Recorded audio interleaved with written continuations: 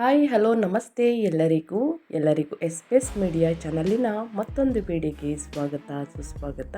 ಸ್ನೇಹಿತರೆ, ಎಲ್ಲರೂ ಹೇಗಿದ್ದೀರಾ? ಎಲ್ಲರೂ ಚೆನ್ನಾಗಿದ್ದೀರಾ ಅಂದ್ಕೊಂಡಿದ್ದೀನಿ. ನಾನು ಕೂಡ ತುಂಬಾ ಚೆನ್ನಾಗಿದ್ದೀನಿ. ಎಲ್ಲರೂ ಚೆನ್ನಾಗಿದ್ದೀರಾ ಅಂದ್ಕೊಂಡು ಭಾವಿಸ್ಕೊಂಡು ಇವತ್ತಿನ ಒಂದು ವಿಡಿಯೋನ ಶುರು ಮಾಡಿಬಿಡೋಣ. ಸ್ನೇಹಿತರೆ, ಡಿಸೆಂಬರ್ 30ನೇ ತಾರೀಕು ವೈಕುಂಠ ಏಕಾದಶಿ ದಿನ ಸ್ನೇಹಿತರೆ ಉಪವಾಸವನ್ನು ಮಾಡುವುದಕ್ಕೆ ಅದರ ಹಿಂದಿನ ಧಾರ್ಮಿಕ ಮಹತ್ವವನ್ನು ತಿಳಿತಾ ಹೋಗೋಣ. ಈ 4 ರಾಶಿಯವರಿಗೆ ಭಯಂಕರ ಅದೃಷ್ಟ ಬದಲಾಗಲಿದೆ. ಇನ್ನು ವೈಕುಂಠ ಏಕಾದಶಿ ಮುಗಿದ ನಂತರ ಸ್ನೇಹಿತರೆ ಹೊಸ ವರ್ಷ ಶುರುವಾಗಲಿದೆ ಅಂತಲೇ ಹೇಳಬಹುದು. ಹೊಸ ವರ್ಷ ಶುರುವಾಗುವ ಮುಂಚೆ ಸ್ನೇಹಿತರೆ ಈ ವಸ್ತುಗಳನ್ನು ಮನೆಗೆ ತಂದರೆ ಸಂತಾನ ಭಾಗ್ಯ, ಮದುವೆ ಯೋಗ, ಹಣಕಾಸಿನಲ್ಲಿ ಸಮಸ್ಯೆಯನ್ನು ನೋಡ್ತಿದ್ರೆ ಅದೆಲ್ಲವೂ ಸಂಪೂರ್ಣವಾಗಿ ನಿವಾರಣೆಯಾಗಿ ದುಪ್ಪಟ್ಟು ಲಾಭವನ್ನು ನೋಡಲಿದ್ದೀರಿ. ಹಾಗಿದ್ರೆ ಯಾವ ವಸ್ತುಗಳನ್ನು ಮನೆಗೆ ತರಬೇಕು ಅನ್ನೋದನ್ನ ತಿಳಿಸ್ಕೊಡ್ತಾ ಹೋಗ್ತೀನಿ. ಇದನ್ನೆಲ್ಲ ಕಂಪ್ಲೀಟಾಗಿ ತಿಳ್ಕೋಬೇಕು, ಸಣ್ಣ ಪುಟ್ಟ ಪರಿಹಾರಗಳನ್ನು ಮಾಡಬೇಕು ಅಂದರೆ ಸ್ನೇಹಿತರೆ ಎಲ್ಲೂ ಕೂಡ ವಿಡಿಯೋನ ಸ್ಕಿಪ್ ಮಾಡಬಾರ್ದು.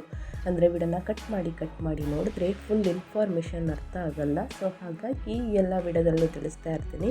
ಮೊದಲಿಂದ ಕೊನೆ ತನಕ ವಿಡಿಯೋನ ವಾಚ್ ಮಾಡಿ. ವಿಡಿಯೋದಲ್ಲಿ ಒಳ್ಳೆಯ ಮಾಹಿತಿ ಸಿಕ್ಕಿದ್ದಲ್ಲಿ ತಪ್ಪದೆ ವಿಡಿಯೋಗೊಂದು ಲೈಕ್ ಕೊಟ್ಟು, ಇನ್ನೂ ನನ್ನ ಚಾನಲ್ನ ಸಬ್ಸ್ಕ್ರೈಬ್ ಮಾಡ್ಕೊಂಡಿಲ್ಲ ಅಂದರೆ ಎಸ್ ಮೀಡಿಯಾಗೆ ಸಬ್ಸ್ಕ್ರೈಬ್ ಆಗಿ ನಿಮ್ಮ ಅಭಿಪ್ರಾಯಗಳನ್ನು ಕಮೆಂಟ್ ಬಾಕ್ಸಲ್ಲಿ ತಿಳಿಸಿ.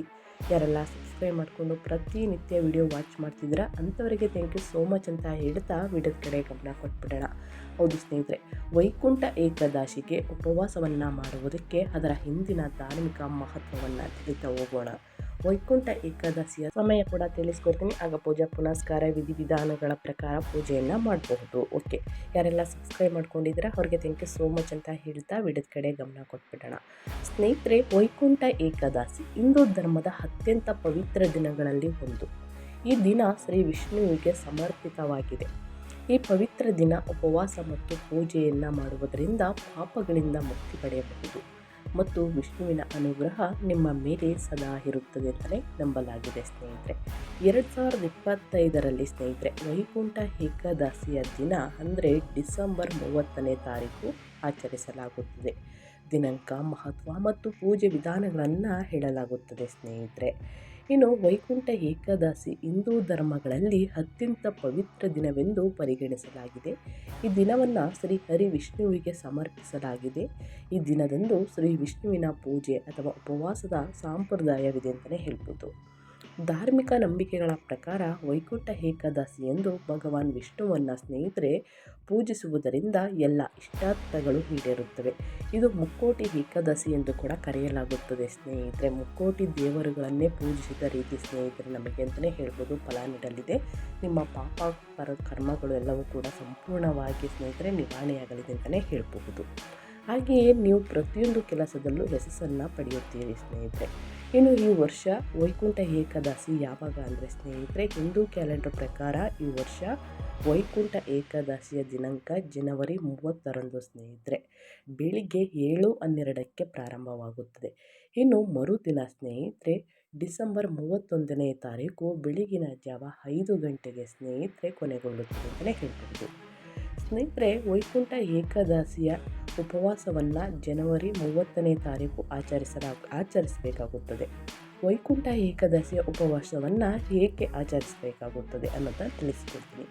ಹಿಂದೂ ಧಾರ್ಮಿಕ ನಂಬಿಕೆಗಳ ಪ್ರಕಾರ ವೈಕುಂಠ ಏಕಾದಶಿ ಎಂದು ಯಾರು ಉಪವಾಸವನ್ನು ಮಾಡ್ತಾರೋ ಅವರ ಎಲ್ಲ ಪಾಪಗಳು ನಾಶವಾಗುತ್ತದೆ ಎಂದು ನಂಬಲಾಗಿದೆ. ಅಷ್ಟೇ ಅಲ್ಲ ಸ್ನೇಹಿತರೆ, ಉಪವಾಸ ಮತ್ತು ಪೂಜೆ ಮಾಡುವವರಿಗೆ ವಿಷ್ಣುವಿನ ವಿಶೇಷ ಅನುಗ್ರಹ ಸಿಗುತ್ತದೆ. ಈ ದಿನದಂದು ಉಪವಾಸವನ್ನು ಮಾಡುವವರ ಮನಸ್ಸು ಶುದ್ಧವಾಗಿರುತ್ತದೆ. ಅವರ ಜೀವನದಲ್ಲಿ ಎಲ್ಲ ರೀತಿಯ ಐಷಾರಾಮಿಗಳನ್ನು ಪಡೆಯುತ್ತಾರೆ. ಜೀವನದ ಎಲ್ಲ ಸುಖಗಳನ್ನು ಅನುಭವಿಸಿದ ನಂತರ ಅವರು ಮರಣಾಂತರ ಮೋಕ್ಷವನ್ನು ಸ್ನೇಹಿತರೆ ಪಡೆಯುತ್ತಾರೆ ಎಂದು ನಂಬಲಾಗಿದೆ. ಸೊ ಹಾಗಾಗಿ ಯಾರೆಲ್ಲ ಉಪವಾಸವನ್ನು ಮಾಡಿ ಪೂಜೆಯನ್ನು ಮಾಡಬೇಕು ಅಂದ್ಕೊಂಡಿದ್ದೀರಾ ದಯವಿಟ್ಟು ಉಪವಾಸವನ್ನು ಮಾಡಿ ಸ್ನೇಹಿತರೆ. ಉಪವಾಸವನ್ನು ಮಾಡಬೇಕಾದ್ರೆ ಹೊಟ್ಟೆ ಹಸಿವಾದರೆ ಸ್ನೇಹಿತರೆ ಹಣ್ಣು ಮತ್ತು ಹಾಲು ನೀರನ್ನು ಕುಡಿಯಬಹುದು. ಸ್ನೇಹಿತರೆ, ಕುಡಿಯಿರಿ. ಇನ್ನು ವೈಕುಂಠ ಏಕಾದಶಿಯ ಧಾರ್ಮಿಕ ಮಹತ್ವವನ್ನು ತಿಳಿಸ್ಕೊಡ್ತೀನಿ. ಹಿಂದೂ ಧಾರ್ಮಿಕ ಗ್ರಂಥಗಳಲ್ಲಿ ವೈಕುಂಠ ಏಕಾದಶಿಯನ್ನು ಬಹಳ ಮುಖ್ಯವೆಂದು ಪರಿಗಣಿಸಲಾಗಿದೆ. ಭಗವಾನ್ ವಿಷ್ಣುವನ್ನು ಪೂಜಿಸುವುದು ಮತ್ತು ಉಪವಾಸವನ್ನು ಮಾಡುವುದು ಅತ್ಯಂತ ಫಲಪ್ರದವೆಂದು ಪರಿಗಣಿಸಲಾಗಿದೆ. ಸ್ನೇಹಿತರೆ, ಈ ದಿನದಂದು ಉಪವಾಸ ಮತ್ತು ಪೂಜೆ ಮಾಡುವವರಿಗೆ ಸಾಂಪ್ರದಾಯಿಕ ಸುಖ ಸಿಗುವುದಲ್ಲದೆ ಜನನ ಮರಣ ಚಕ್ರದಿಂದ ಮುಕ್ತಿಯೂ ಕೂಡ ಸಿಗುತ್ತದೆ. ವೈಕುಂಠ ಏಕಾದಶಿ ಎಂದು ಉಪವಾಸ ಮಾಡುವವರಿಗೆ ಸ್ವರ್ಗದ ಹಾದಿ ಸುಲಭವಾಗುತ್ತದೆ ಎಂದು ನಂಬಲಾಗಿದೆ. ಹೇಗೆ ಪೂಜೆಯನ್ನು ಮಾಡಬೇಕು, ವೈಕುಂಠ ಏಕಾದಶಿಯ ಪೂಜೆ ವಿಧಾನ ಬಗ್ಗೆ ಕೇಳೋದಾದರೆ ಖಂಡಿತವಾಗಿಯೂ ತಿಳಿಸಿಕೊಡ್ತೀನಿ. ಮೊದಲನೇದಾಗಿ ವೈಕುಂಠ ಏಕಾದಶಿ ಎಂದು ಬ್ರಾಹ್ಮಿ ಮುಹೂರ್ತದಲ್ಲಿ ಎದ್ದು ಸ್ನಾನವನ್ನು ಮಾಡಬೇಕು. ಇದರ ನಂತರ ಶುದ್ಧವಾದ ಬಟ್ಟೆಗಳನ್ನು ಧರಿಸಬೇಕು. ಇನ್ನು ಎರಡನೇದಾಗಿ ಪೂಜೆ ಬಳಿಕ ಬಳಿಕ ಪೂಜೆ ಸ್ಥಳವನ್ನು ಸ್ವಚ್ಛಗೊಳಿಸಿ ನಂತರ ಅಲ್ಲಿ ವಿಷ್ಣುವಿನ ವಿಗ್ರಹ ಮತ್ತು ಚಿತ್ರವನ್ನು ಇಡಬೇಕು. ಇನ್ನು ಮೂರನೇದಾಗಿ ಇದಾದ ನಂತರ ವಿಷ್ಣುವಿಗೆ ನೀರಿನಿಂದ ಅಭಿಷೇಕವನ್ನು ಮಾಡಲೇಬೇಕು. ನಂತರ ಅವರ ಶ್ರೀಗಂಧ, ರಂಗೋಲೆ ಮತ್ತು ಸಿಂಧೂರವನ್ನು ಅನ್ವಯಿಸಬೇಕು. ಅವರು ಹೂಗಳನ್ನು ಸಹ ಅರ್ಪಿಸಿರಬೇಕು ಸ್ನೇಹಿತರೆ. ಇನ್ನು ನಾಲ್ಕನೇ ನಂತರ ಸ್ನೇಹಿತರೆ ವಿಷ್ಣುವಿನ ವಿವಿಧ ಮಂತ್ರಗಳನ್ನು ಜಪಿಸಬೇಕು. ಸದ್ಯಕ್ಕೆ ಓಂ ನಾರಾಯಣಾಯ ವಿದ್ಮಹೆ ವಾಸುದೇವಾಯ ಧೀಮಹಿ ತನೋ ವಿಷ್ಣು ಪ್ರಚೋದಯಾತ್ ಅನ್ನೋ ಮಂತ್ರವನ್ನು ಸ್ನೇಹಿತರೆ ಪಠಿಸಬೇಕಾಗುತ್ತದೆ. ಹಣ್ಣುಗಳು ಮತ್ತು ಸಿಹಿ ತಿಂಡಿಗಳು ಇತ್ಯಾದಿಗಳನ್ನು ವಿಷ್ಣುವಿಗೆ ಅರ್ಪಿಸಬೇಕು. ಕೊನೆಯಲ್ಲಿ ವಿಷ್ಣುವಿನ ಆರತಿಯನ್ನು ಮಾಡಬೇಕಾಗುತ್ತದೆ ಸ್ನೇಹಿತರೆ. ಇನ್ನು ದಾನ ಧರ್ಮವಾಗಿ ಏನೆಲ್ಲ ಮಾಡಬೇಕು ಅನ್ನೋದನ್ನ ಇವಾಗ ತಿಳಿಸ್ಕೊಡ್ತಾ ಹೋಗ್ತೀನಿ. ತಪ್ಪದೆ ಈ ದಾನ ಧರ್ಮಗಳನ್ನು ಮಾಡಿ ಒಳಿತಾಗಲಿದೆ ಸ್ನೇಹಿತರೆ. ಪರಿವರ್ತನೆ ಏಕಾದಶಿ 2025 ಸಂಜೆ ಮಹಿಳೆಯರು ಈ 5 ಕೆಲಸ ಮಾಡಿದರೆ ಪಾಪ ಕಳೆಯುತ್ತದೆ ಸ್ನೇಹಿತರೆ. ಸೊ ಹಾಗಾಗಿ ಈ ದಿನಗಳಲ್ಲಿ ಸ್ನೇಹಿತರೆ ದಾನ ಧರ್ಮಗಳನ್ನು ಮಾಡಿ ಒಳಿತಾಗಲಿದೆ. ಸಾಕಷ್ಟು ದಾನ ಧರ್ಮ ಅಂದರೆ ಸ್ನೇಹಿತರೆ ಏಕಾದಶಿಯ ದಿನದಂದು ಮಹಿಳೆಯರು ಮುಂಜಾನೆ ಬೇಗ ಎದ್ದು ಸ್ನಾನ ಮಾಡಿ ಸ್ವಚ್ಛ ಮತ್ತು ಶುದ್ಧವಾದ ಬಟ್ಟೆಗಳನ್ನು ಧರಿಸಬೇಕು ಸ್ನೇಹಿತರೆ. ವಿಷ್ಣುವಿನ ವಿಗ್ರಹ ಮತ್ತು ಫೋಟೋದ ಬಳಿ ತುಪ್ಪದ ದೀಪವನ್ನು ಹಚ್ಚಿ ಹೂಗಳು, ಧೂಪ ದ್ರವ್ಯ, ತುಳಸಿ ಎಲೆಗಳು ಮತ್ತು ಪಂಚಾಮೃತವನ್ನು ಅರ್ಪಿಸಬೇಕು. ಪೂಜೆಯ ನಂತರ ಓಂ ನಮೋ ಭಗವತೆ ವಾಸುದೇವಾಯ ನಮಃ ಮಂತ್ರವನ್ನು 101 ಬಾರಿ ಪಠಿಸಬೇಕು. ಏಕಾದಶಿಯ ದಿನ ಸ್ನೇಹಿತರೆ ತಪ್ಪದೆ ಗಣೇಶನನ್ನು ಕೂಡ ಪೂಜಿಸಬೇಕಾಗುತ್ತದೆ. ಅದು ಮೊದಲ ಗುರು. ಇನ್ನು ವ್ರತವನ್ನು ಕೇಳಬೇಕಾಗುತ್ತದೆ ಸ್ನೇಹಿತರೆ. ಇನ್ನು ಏಕಾದಶಿಯ ದಿನದಂದು ಮನೆಯ ಮಹಿಳೆಯರೆಲ್ಲರಿಗೂ ಮುಸ್ಸಂಜೆಯ ಸಮಯದಲ್ಲಿ ಒಟ್ಟಿಗೆ ಕುಳಿತು ವಿಷ್ಣುವಿನ ಭಜನೆಯನ್ನು ಮತ್ತು ಕೀರ್ತನೆಯನ್ನು ಮಾಡಬೇಕು. ಇದು ವಿಷ್ಣು ದೇವನ ಆಶೀರ್ವಾದವನ್ನು ತರುವುದು, ಜೊತೆಗೆ ಕೌಟುಂಬಿಕ ಸಾಮರಸ್ಯವನ್ನು ಕೂಡ ಕಾಪಾಡುತ್ತದೆ. ಸಂಪತ್ತು ಕೂಡ ಮನೆಯಲ್ಲಿ ವೃದ್ಧಿಯಾಗಲಿದೆ. ಮೊದಲನೇದಾಗಿ ಜಾಗರಣೆ ಮಾಡಬೇಕು ಸ್ನೇಹಿತರೆ. ಜಾಗರಣೆ ಮಾಡಿದ ನಂತರ ಈ ಕೆಲಸಗಳನ್ನು ಮಾಡಿ. ಹಿಂದೂ ಧರ್ಮದಲ್ಲಿ ದಾನಕ್ಕೆ ಹೆಚ್ಚಿನ ಮಹತ್ವವಿದೆ. ದಾನವನ್ನು ಮಾಡುವುದು ಪುಣ್ಯವೆಂದು ಕರುಣಿಸುತ್ತದೆ ಮತ್ತು ಶುಭ ಫಲಗಳನ್ನು ಕರುಣಿಸುತ್ತದೆ ಎನ್ನುವ ನಂಬಿಕೆ ಇದೆ. ದಾನ ಮಾಡುವುದರಿಂದ ವ್ಯಕ್ತಿಯ ಪಾಪಗಳು ಪರಿಹಾರವಾಗುತ್ತವೆ. ಪರಿವರ್ತನೆ ಏಕಾದಶಿ ಅಥವಾ ಸ್ನೇಹಿತರೆ ವೈಕುಂಠ ಏಕಾದಶಿಯ ದಿನದಂದು ನೀವು ಬಡವರಿಗೆ, ನಿರ್ಗತಿಕರಿಗೆ ನಿಮ್ಮ ಕೈಯಲ್ಲಾದಷ್ಟು ದಾನವನ್ನು ಮಾಡಬೇಕು. ಈ ದಿನದಂದು ಧಾನ್ಯಗಳನ್ನು, ಬಟ್ಟೆಗಳನ್ನು, ಹಸುಗಳನ್ನು ಮತ್ತು ಸಾಧ್ಯವಾದಷ್ಟು ಆಹಾರವನ್ನು ದಾನ ಮಾಡುವುದು ತುಂಬಾ ಶ್ರೇಷ್ಠವೆಂದು ಪರಿಗಣಿಸಲಾಗಿದೆ. ಈ ದಿನ ಮಾಡಿದ ದಾನ ಧರ್ಮಗಳು ತಮ್ಮನ್ನು ಪಿತೃದೋಷದಿಂದ ಮುಕ್ತರನ್ನಾಗಿ ಸ್ನೇಹಿತರೆ ನಿಮಗೂ ಕೂಡ ಮೋಕ್ಷ ಸಿಗಲಿದೆ ಸ್ನೇಹಿತರೆ. 7 ಜನ್ಮದ ಪಾಪ ಕರ್ಮಗಳು ನಿಮಗೆ ಕೊನೆಗೆ ಹೋಗುತ್ತದೆ ಅಂತಲೇ ಹೇಳಬಹುದು. ಮುಂದಿನ ದಿನಗಳಲ್ಲಿ ಅಧಿಕ ಸಂಪತ್ತು, ನೆಮ್ಮದಿ, ಆರೋಗ್ಯವನ್ನು ಸಿಗಲಿದೆ. ಇನ್ನು ಅದೇ ರೀತಿ ಸ್ನೇಹಿತರೆ ಈ ಏಕಾದಶಿಯ ದಿನ ಮಹಿಳೆಯರು ಪಾರಾಯಣ ದಿನವರೆಗೂ ಉಪವಾಸದ ಸಂಕಲ್ಪವನ್ನು ಕೈಗೊಳ್ಳಬೇಕು. ಮತ್ತು ಸ್ನೇಹಿತರೆ 2025 ಡಿಸೆಂಬರ್ 31ನೇ ತಾರೀಕು ಮುಕ್ತಾಯಗೊಳ್ಳುತ್ತದೆ. ಮರುದಿನ ವಿಷ್ಣುವನ್ನು ಪೂಜಿಸಿದ ನಂತರವೇ ಉಪವಾಸವನ್ನು ಮುರಿಬೇಕು ಸ್ನೇಹಿತರೆ. ಏಕಾದಶಿಯ ಸಂಜೆ ಉಪವಾಸವನ್ನು ಮಾಡುವ ಮಹಿಳೆಯರು ದೀಪ ಹಚ್ಚಬೇಕು, ಕತೆ ಕೇಳಬೇಕು, ಭಜನೆ ಕೀರ್ತನೆ ಮಾಡಬೇಕು ಮತ್ತು ವಿಷ್ಣುವನ್ನು ಪೂಜಿಸಬೇಕು. ಏಕಾದಶಿಯ ದಿನದಂದು ಪಾರಾಯಣವನ್ನು ಮುಗಿಸುವ ಸಮಯದಲ್ಲಿ ಮೊದಲು ವಿಷ್ಣುವಿಗೆ ಅರ್ಪಿಸಿದ ನೈವೇದ್ಯವನ್ನು ಪ್ರಸಾದವಾಗಿ ಸ್ವೀಕರಿಸುವ ಮೂಲಕ ಉಪವಾಸವನ್ನು ತ್ಯಜಿಸಬೇಕು. ಇನ್ನು ಏಕಾದಶಿಯ ದಿನದಂದು ಇವುಗಳನ್ನು ಮಾಡುವುದರಿಂದ ಮಹಿಳೆಯರ ಜೀವನದ ಎಲ್ಲ ಸಮಸ್ಯೆಗಳು ಒಂದೊಂದಾಗಿ ಪರಿಹಾರವಾಗುತ್ತದೆ ಸ್ನೇಹಿತರೆ. ಸೊ ಹಾಗಾಗಿ ತಪ್ಪದೆ ಈ ಪರಿಹಾರಗಳನ್ನು ಮಾಡಿ ಅಂತ ಹೇಳ್ತಾ ಇನ್ನು ಈ 4 ರಾಶಿಯವರಿಗೆ ಏನೆಲ್ಲ ಅದೃಷ್ಟದ ಫಲಗಳನ್ನು ಗಳಿಸಲಿದ್ದೀರಿ ಅನ್ನೋದನ್ನ ನೋಡ್ತಾ ಹೋಗೋಣ.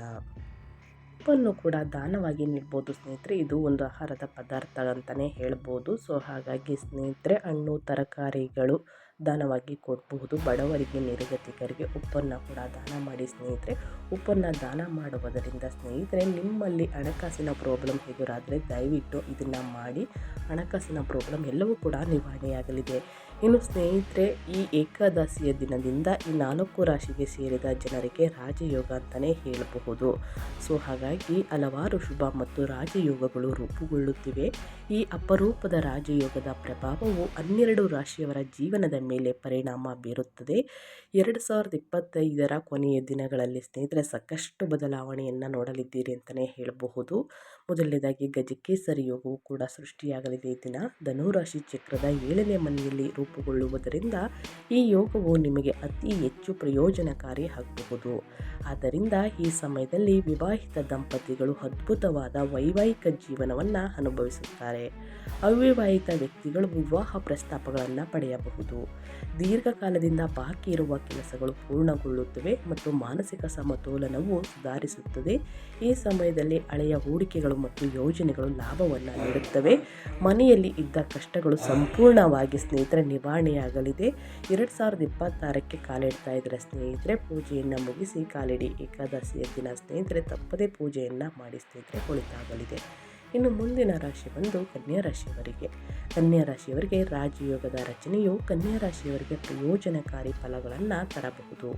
ಈ ರಾಜಯೋಗವು ನಿಮ್ಮ ರಾಶಿ ಚಕ್ರದ ಕರ್ಮಭಾವದಲ್ಲಿ ರೂಪುಗೊಳ್ಳುತ್ತಿದೆ. ಆದ್ದರಿಂದ ಈ ಸಮಯವು ನಿಮ್ಮ ಕೆಲಸ ಮತ್ತು ವ್ಯವಹಾರದಲ್ಲಿ ಪ್ರಗತಿಯನ್ನು ತರುತ್ತದೆ. ಏಕಾದಶಿಯ ದಿನದಿಂದ ಬಡ್ತಿಗಳು ಸಹ ಸಿಗಬಹುದು. ಉದ್ಯೋಗದಲ್ಲಿ ಇರುವವರಿಗೆ ಬಡ್ತಿ, ಬೋನಸ್ ಅಥವಾ ಬಡ್ತಿಯ ಬಗ್ಗೆ ಒಳ್ಳೆಯ ಸುದ್ದಿಯು ಕೂಡ ಸಿಗಬಹುದು. ವ್ಯಾಪಾರ ವ್ಯವಹಾರದಲ್ಲಿ ಇರುವವರಿಗೆ ಇದು ಹೊಸ ಒಪ್ಪಂದಗಳು, ಪಾಲುದಾರಿಕೆಗಳು ಮತ್ತು ಲಾಭಗಳ ಸಮಯವಾಗಿರುತ್ತದೆ. ಈ ಅವಧಿಯು ಹೊಸ ಉದ್ಯಮಗಳನ್ನು ಪ್ರಾರಂಭಿಸಲು ಸಹ ಅನುಕೂಲಕರವಾಗಿರುತ್ತದೆ ಅಂತಲೇ ಹೇಳಬಹುದು. ಇನ್ನು ಮುಂದಿನ ರಾಶಿ ಬಂದು ಮಿಥುನ ರಾಶಿಯವರಿಗೆ. ಮಿಥುನ ರಾಶಿಯವರಿಗೆ ಗಜಕೇಸರಿ ರಾಜಯೋಗದ ರಚನೆಯು ಮಿಥುನ ರಾಶಿಯವರಿಗೆ ಒಳ್ಳೆಯ ದಿನಗಳು ಪ್ರಾರಂಭ ಅಂತಲೇ ಹೇಳಬಹುದು.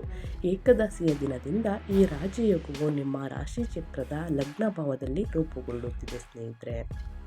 ಇದು ನಿಮ್ಮ ಆದಾಯವನ್ನು ಗಮನಾರ್ಹವಾಗಿ ಹೆಚ್ಚಿಸುತ್ತದೆ. ಈ ಸಮಯದಲ್ಲಿ ನಿರುದ್ಯೋಗಿಗಳು ಉದ್ಯೋಗವನ್ನು ಸಹ ಪಡೆಯಬಹುದು. ಉದ್ಯೋಗದಲ್ಲಿರುವವರಿಗೆ ಬಡ್ತಿ, ಬೋನಸ್ ಅಥವಾ ಬಡ್ತಿಯ ಬಗ್ಗೆ ಒಳ್ಳೆಯ ಸುದ್ದಿ ಕೂಡ ಸಿಗಬಹುದು. ಇನ್ನು ಮುಂದಿನ ರಾಶಿಯವರ ಬಗ್ಗೆ ಹೇಳೋದಾದರೆ ಮುಂದಿನ ರಾಶಿ ಬಂದು ಸ್ನೇಹಿತರೆ ಕುಂಭರಾಶಿಯವರಿಗೆ. ಕುಂಭರಾಶಿಯವರಿಗೆ ಈ ಸಮಯದಲ್ಲಿ ಹಳೆಯ ಹೂಡಿಕೆಗಳು ಮತ್ತು ಯೋಜನೆಗಳು ಲಾಭವನ್ನು ನೀಡುವ ಸಾಧ್ಯತೆ ಇದೆ. ವೈಕುಂಠ ಏಕಾದಶಿಯ ದಿನ ತಪ್ಪದೆ ಪೂಜೆ ಪುನಸ್ಕಾರಗಳನ್ನು ಮಾಡುವುದರಿಂದ ಮನೆಯಲ್ಲಿ ಸುಖ ಸಮೃದ್ಧಿ ನೆಲೆಸುತ್ತದೆ, ಸಂಪತ್ತು ವೃದ್ಧಿಯಾಗಲಿದೆ. ತಪ್ಪದೆ ಈ ದಾನ ಧರ್ಮಗಳನ್ನು ಮಾಡಿ ಅಂತ ಹೇಳ್ತಾ ನಾನು ವಿಡಿಯೋನ ಎಂಡ್ ಮಾಡ್ತಾ ಇದ್ದೀನಿ.